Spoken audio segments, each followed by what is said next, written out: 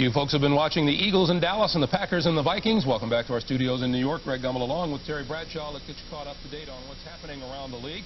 Beginning with the game at Texas Stadium, pretty much a defensive battle to this point. The Eagles leading the Cowboys by a score of 7-3 at halftime, and Randall Cunningham under some pressure early on, and number 97, Jimmy Johnson, gets to him for the 10-yard loss, but Cunningham comes back with the touchdown pass to Anthony Toney. Normally it was Chris Carter when he was with the Eagles who would throw the fade route, Cunningham would, but now he goes to backs. Maybe this is how the Eagles plan to score through the air, by coming out of the backfield, throwing the ball. That's the only touchdown of the first half. We talked in the pregame show about the education of a quarterback. What about Troy Aikman? You can't play against a free safety like Hopkins and do this. Notice Aikman's eyes. Let me clear it now. He will stare this way for his receiver the entire time. Number 48, the safety, Hopkins, sees the eyes of Aikman and comes out of coverage, comes all the way across, makes the INT, the interception, right here in this area. Watch his eyes.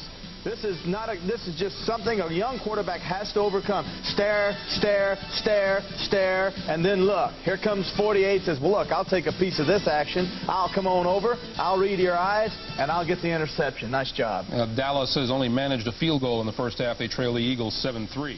In Milwaukee, the Green Bay Packers lead the Minnesota Vikings by a score of 10-3 at halftime. You know all about the problems Herschel Walker's been having. First Vikings play of the day, first offensive carry for Herschel. He lost the handle.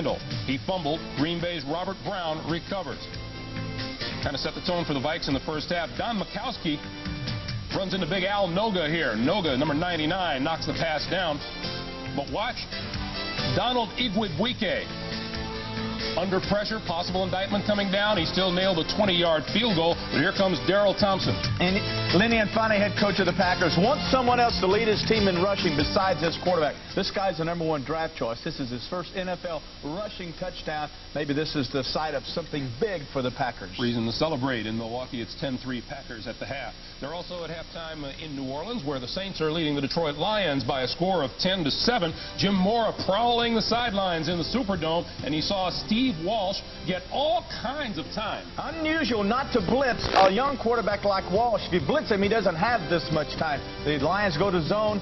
Plenty of time for Walsh and Martin to connect. 7-0 at that point, but watch Rodney Peete come back with a 5-yarder to Robert Clark. This is normally a quick fade route, but notice the receiver and Rodney Peete are on the same page. Clark says, I can't get by the corner. Peete says, I know you can't. Boom, I underthrow it. It's a quick fade that turns into a hook. So at the half, it is the Saints leading it by a field goal. Also at halftime in Indianapolis, the Dolphins are leading the Colts 17-7. Quarterback Trudeau has been removed from the game with a torn ligament in his right knee. Joe Ferguson replaced him, was ineffective, and so Jeff George has now taken over at quarterback for the Colts, who trail it by 10.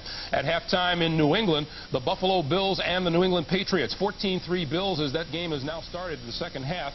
Jim Kelly, 8 of 9 for 122 yards in the first half, while Steve Grogan just 6 out of 14 for 68 yards. He's been intercepted once, and he has been sacked once, and the Patriots' problems continue. And halftime at the Astrodome in Houston, where the New York Jets are leading the Oilers 7-6, despite Warren Moon 218 yards passing in the first half, but the Oilers can only manage 2 field goals. Ken O'Brien has thrown 42 yards to Al Toon for the only touchdown of the day.